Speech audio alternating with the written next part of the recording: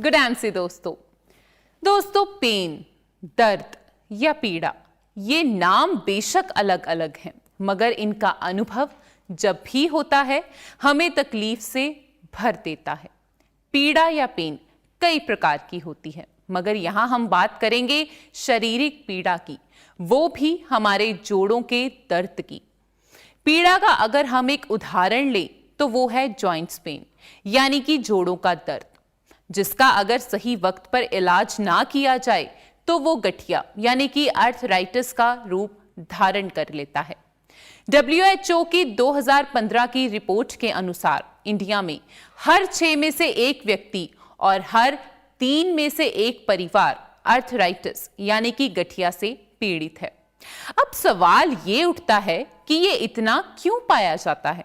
इसका जवाब है हमारा लाइफस्टाइल, हमारे काम करने का तरीका या वो भोजन जिसे हम ग्रहण कर रहे हैं।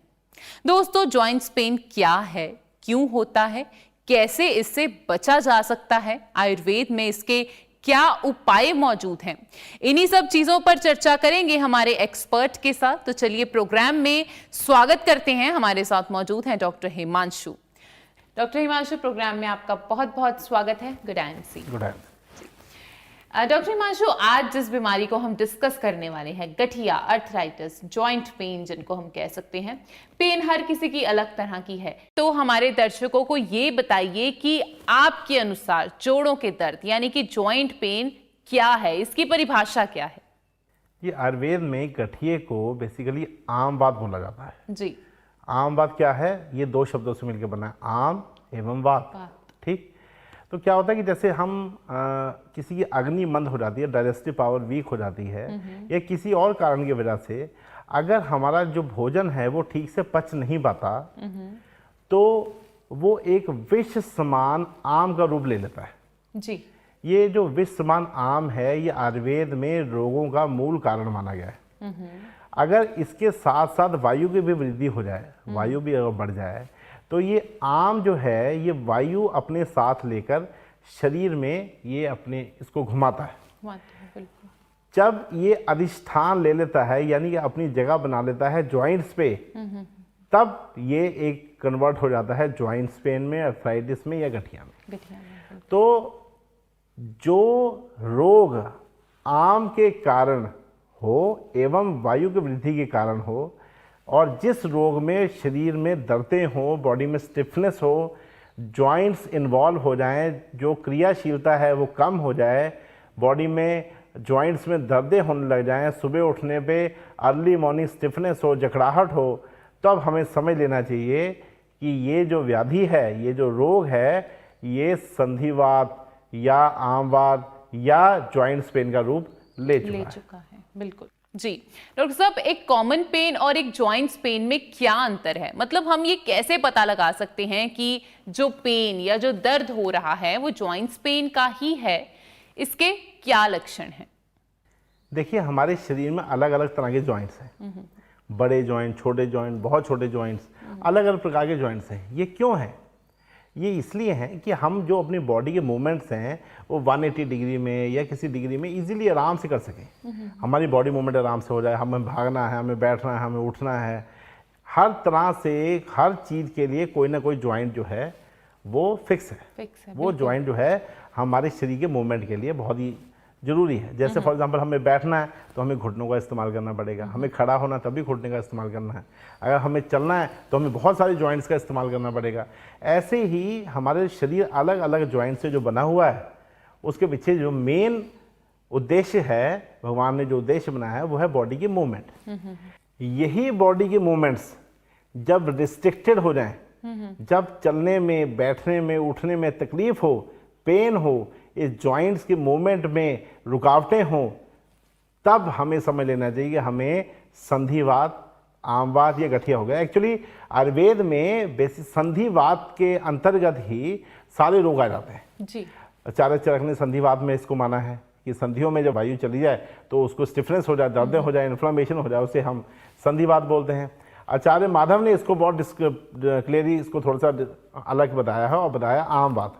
आमवात मतलब जो गठिया है, अर्थराइटिस है प्रॉपर, वो इसके साथ पूरा मेल खाता है, इसलिए हम लोगों ने इसको गठिए के साथ पूरा कोरिलेट कर लिया आमवात को। तो बेसिकली संधिवात ही मेन जो हमारे शरीर में जो है, जो जॉइंट्स पेन है, स्टिफनेस है, उसका जो मूल कारण आम एवं वायु होते हुए इसे ही हमें मूल आधार माना है। जब किसी की जॉइंट्स की वजह से मूवमेंट रिस्ट्रिक्टेड हो जाए, उसको कार्य करने में तकलीफ हो, मुश्किल आए, समझ लीजिए कि उसमें संधिवात हो गया। जी, बहुत खूब, बड़े अच्छी तरीके से आपने हमारे दर्शकों को एक्सप्लेन किया है। डॉक्टर हिमांशु, अब ये तो आपने बताया कि लक्षण किस तरह से हमें पता चला कि हमें आमवात यानी कि जॉइंट पेन हो गया। इसके मूल कारण क्या हैं? किस वजह से लोग इस बीमारी की तरफ लगातार बढ़ते जा रहे हैं? जॉइंट पेन्स बहुत छोटी उम्र में इस चीज का शिकार हो रहे हैं। इसका सबसे मूल कारण आम है। आम क्या है? देखिए, हमारे बॉडी में डाइजेस्टिव एंजाइम्स होते हैं, डाइजेस्टिव पावर होती है, जिसको हम लोग जठराग्नि बोलते हैं। जी, जठर मतलब पेट की जो अग्नि होती है, सारे एंजाइम्स मिलके, सारी डाइजेस्टिव पावर मिलके जो चीज़ बनती है उसको हम जठराग्नि बोलते हैं।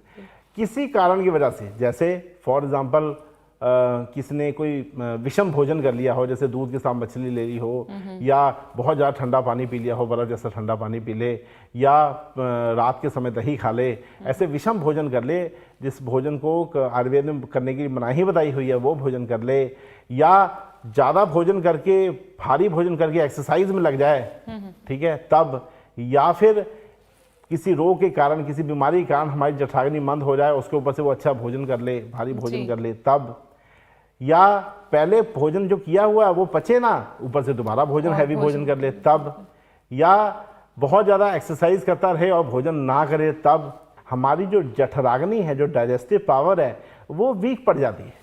और जैसी वो वीक पड़ती है तो वो हल्का खाना भी पचाने में असमर्थ होती है। तो जब खाना नहीं पच पाता तो जो सार भाग होता है, जो हमारे शरीर को बल, ऊर्जा, एनर्जी, ताकत देता है, वो नहीं बन पाता और एक अलग ही चीज बन जाती है, जिसको हम आम दोष बोलते हैं। यही आम दोष आयुर्वेद में सब बीमारियों की जड़ माना गया है। यही आम दोष अलग अलग संधियों में जाकर, अलग अलग जॉइंट्स में जाके जब अपना अधिष्ठान बना लेता है, अपनी जगह बना लेता है, उसको पूरी तरह कैप्चर कर लेता है, तब संधि हो जाती है, संधि में दर्दें हो जाती हैं। और इसी को ही संधिवात यानी जोड़ों का दर्द, गठिया, किसी नाम से आप जान लीजिए, लेकिन बेसिक जो इसमें कारण है वो आम है। डॉक्टर साहब, इस बीमारी में मरीज का आहार विहार क्या होना चाहिए? जी, ऐसा आहार जो बहुत इजीली डाइजेस्ट हो जाए, यानी लघु आहार, हल्का आहार, और साथ में शरीर में बल भी दे, ऐसा आहार करें। और ऐसा विहार करें जिससे कि हमारे शरीर की अग्नि जो है वो किसी तरह मंद ना पड़ पाए। ये इसका मूल आधार है। जैसे खाने को बहुत धीरे धीरे चबा चबा के खाना, भूख लगने पे ही खाना, और पचने के बाद दूसरा भोजन करना, ये बहुत ज़रूरी है। दूसरा, खाना खाने के तुरंत बाद हैवी काम ना करना, कोई हैवी एक्सरसाइज ना करना, और ऐसा खाना खाना जो हमारे शरीर के बिल्कुल अनुकूल हो, ऐसा खाना। जैसे कई लोग पित्तर प्रकृति के हैं, अगर वो बहुत देर तक ठंडा खाना खाएंगे या ठंडा भोजन करेंगे, उससे उनको प्रॉब्लम होगी। कोई वायु प्रकृति का है, अगर वो माँ की दाल, राजमा, ऐसी बाई वाली चीज़ें खाएगा तो उसको प्रॉब्लम बढ़ जाएगी। इसलिए ही ऐसा भोजन करना जो हमारे शरीर के बिल्कुल अनुकूल हो, ये भी बहुत ज़रूरी है। खाना अच्छी तरह पका हुआ हो, पूरी तरह डाइजेस्टेबल हो, और हमारी अग्नि को प्रदीप्त करे, वो भोजन करना चाहिए। जैसे अलग अलग सब्जियों का सूप बनाकर पीना चाहिए, और सुबह उठकर हल्का कोसा पानी पीना चाहिए, जिससे हमारी अग्नि जो है प्रदीप्त रहे। अजवाइन, जीरा, सौंफ, इसको उबालकर थोड़ा पानी इसका लेना चाहिए, जिससे अग्नि हमारी प्रदीप्त रहे। और वायु शमन करने वाली चीज़ें, जैसे आयुर्वेद में दशमूल है, आयुर्वेद में एलोवेरा है, ऐसी रासना है, शलाकी है, ऐसी कुछ ऐसे द्रव्य हैं जो वायु का शमन करते हैं, वायु को कम करते हैं और अग्नि को प्रदीप्त करते हैं। ऐसे योगों का सेवन करना, ये सब चीज़ करने से हमारा जो शरीर है वो दोबारा जठराग्नि को प्रदीप्त करेगा और वायु का शमन करेगा। ऐसे करने से हमारे जो शरीर में जो आम दोष की उत्पत्ति है वो बहुत कम हो जाएगी, और जो ऑलरेडी आम दोष उत्पन्न हमारे शरीर में है, जो अधिष्ठान हमारे संधियों को बनाया हुआ है, वो भी धीरे धीरे डिसॉल्व होकर हमारे शरीर को छोड़ देगा। बिल्कुल, बहुत खूब, आपने बड़े अच्छे तरह से फिर से हमारे दर्शकों को एक्सप्लेन किया है डॉक्टर हिमांशु। यदि किसी व्यक्ति को ये परेशानी है और लंबे समय से वे इसे नजरअंदाज कर रहा है, तो क्या दुष्प्रभाव